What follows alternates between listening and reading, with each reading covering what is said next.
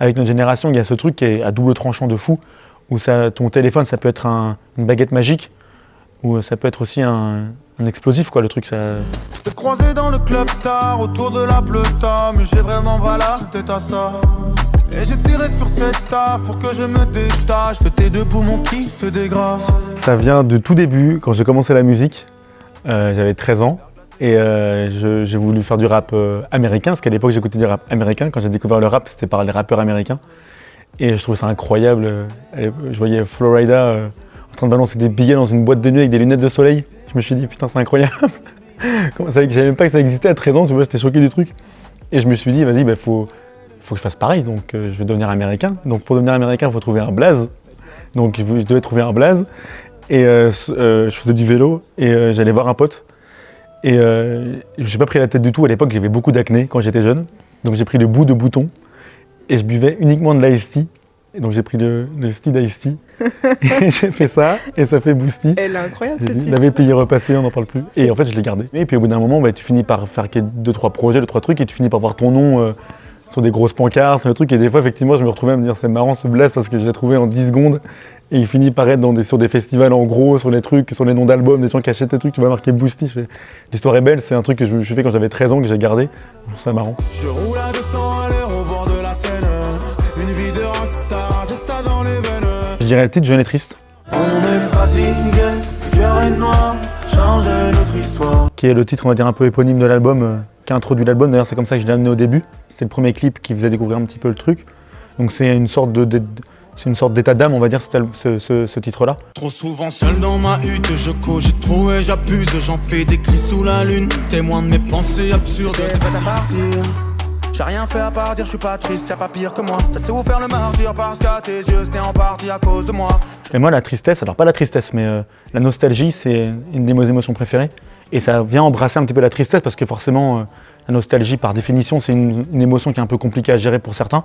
Mais je pense que quand on la gère bien et qu'on la maîtrise, d'une certaine manière, elle fait énormément de bien. C'est doux, la nostalgie, moi je trouve ça très doux. Moi je sais que je vis beaucoup de nostalgie des fois dans le moment présent, quand je suis en soirée avec des amis ou un repas de famille, où en fait à l'instant où j'arrive à capturer un moment qui me plaît, qui me fait du bien, c'est la nostalgie qui m'envahit en premier. Et je trouve que c'est une émotion qui est incroyable et qu'il faut savoir vivre. Il y en a que ça peut rendre triste, mais pour moi c'est une des plus belles émotions qu'on peut ressentir parce que c'est aussi à travers la musique. Quand on écoute une musique, on peut ressentir de la nostalgie d'un moment, on peut être nostalgique du présent aussi, en disant je veux que jamais ce moment s'arrête, c'est pas possible, ça fait trop chier. Mais par définition aussi c'est ça, c'est que le moment est beau parce qu'il a une fin. Et donc c'est ce qui fait venir la nostalgie.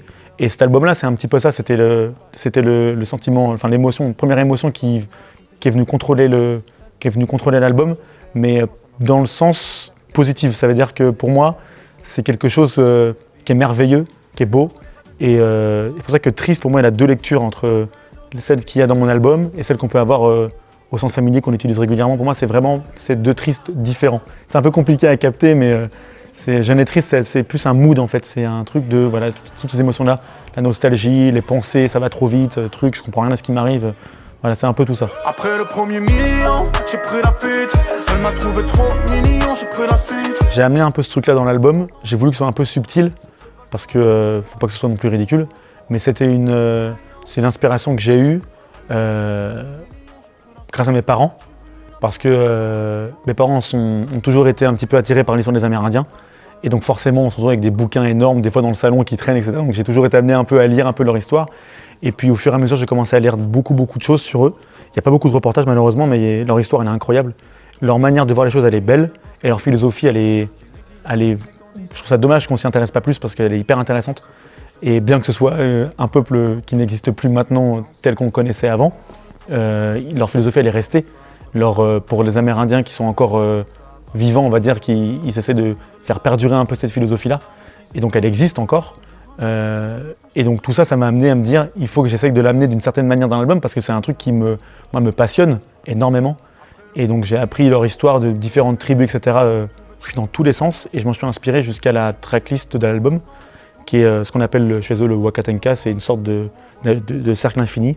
Et ils ont répertorié dans ce cercle-là leurs 15 croyances. Et moi j'ai décidé d'enlever les croyances pour mettre mes titres d'album.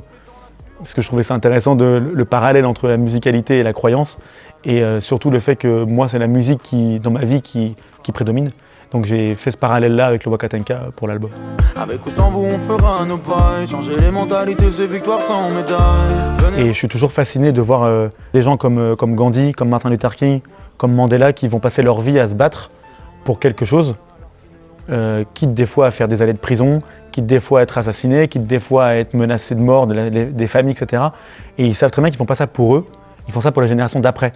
Et en fait, je trouve que c'est une sorte de bonté incroyable de se dire que ma vie compte, mais celle des autres, celle d'après compte encore plus.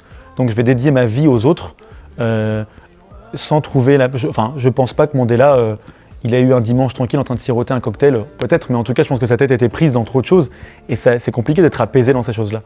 Et donc c'est pour ça que je dis c'est victoire sans médaille, parce qu'il y a un truc qui est toute leur vie, ils vont être amenés à être en conflit régulièrement, à essayer de faire valoir leurs idées, à aller dans la rue, à créer des événements, etc. pour les autres, en s'oubliant. Donc il y a un truc, moi, qui me fascine. Et pareil aussi, dans une autre catégorie, chez les politiques, la course un peu au succès, la course à la gloire, la course à devenir quelqu'un, quitte à oublier complètement le principal, qui est d'être apaisé et heureux. Et donc moi, ça me questionne énormément.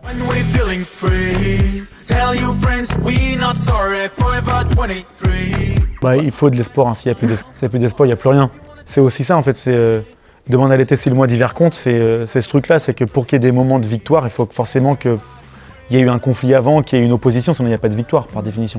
Donc c'est que tout trouve sa balance, et c'est pour ça que dans cette chanson-là, j'explique le fait que la parole des jeunes a autant de valeur que les anciens, et moi ça me rend fou parfois de voir sur des plateaux de télé, des gens parler des musulmans, il n'y a pas un musulman sur le plateau par exemple, de voir des gens parler des femmes, il n'y a pas une femme sur le plateau, et c'est vrai, je l'ai vu de mes propres yeux sur les plateaux de télé, c'est tout le temps ça, et ça me fait doucement rire. On parle des jeunes, il n'y a aucun jeune sur le plateau, ou alors on va parler de la précarité des jeunes, et on va appeler un influenceur qui gagne 15K par mois pour dire que c'est compliqué en ce moment, ça va mourir de rire. Donc c'est juste ça en fait, c'est qu'on appelle les mauvaises personnes pour parler des mauvaises choses au mauvais moment, et c'est très mal fait, mais c'est le but, c'est ce que veulent les gens, ils veulent du croustillant, ils veulent du grand n'importe quoi sur les plateaux télé, et j'avais vu un truc qui était hyper intéressant qui s'appelle la fenêtre d'Overton. C'est une sorte de théorie qui explique qu'en gros, plus on dit des atrocités à la télé, des choses immondes qui ne sont pas acceptables, ensuite après on revient, on réduit un peu le champ des possibles, et ce qui était censé être inacceptable avant est acceptable parce que c'est moins choquant que ce qui vient d'être dit juste avant. Je me parle à moi-même, loin de ma mère, je déteste mon corps normal derrière le mois de mai, mon lycée s'en mêle, j'ai plus la moyenne. Ouais, j'ai eu une époque de collège incroyable, un lycée incroyable, j'étais dans un autre monde, un monde de bisounours, j'avais mes potes, on se marrait, puis c'était terminé. Et du coup, je côtoyais d'autres personnes, etc. Et j'ai recroisé il y a pas longtemps, avant la création de l'album, une personne avec qui j'étais au collège. Donc on s'est dit incroyable qu'on se croise là, qu'est-ce que tu racontes, ça va, etc. Elle m'a dit ouais.